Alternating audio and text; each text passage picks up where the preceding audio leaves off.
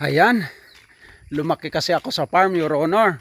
Kaya ituturo ko kayo sa araw na ito. Meron ako saglit ituturo sa inyo. Ayan, ito yung left side nung aking sinasabi ko sa inyo nung nakaraan ng aking mga pananim. Tingnan natin, sundan natin.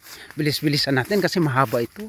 Nasa 200 o less than 200 meters ito yung sa left side ng aking farm. Tingnan nyo po. Tingnan nyo po yan. Ayan, tingnan nyo po yan. Ayan po. Ayan, puno ng mangga.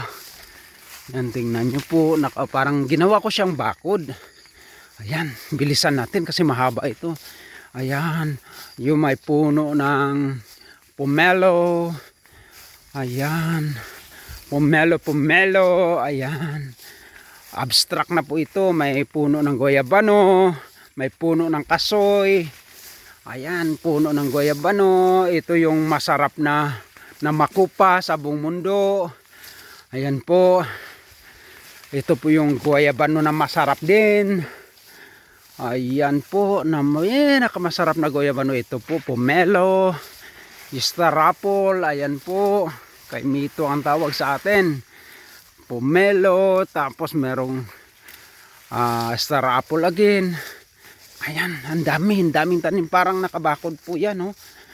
Ayan, yung interval niya, 5 meters ang interval. Ayan, nakabakod po yan. Lalaki ng puno, kay Mito po yan.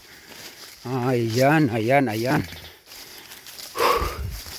Pagod din, kasama yung aking mga aso. Tingnan nyo po, tuloy-tuloy po yan. Left side nung aking galing sa gate ng aking bahay.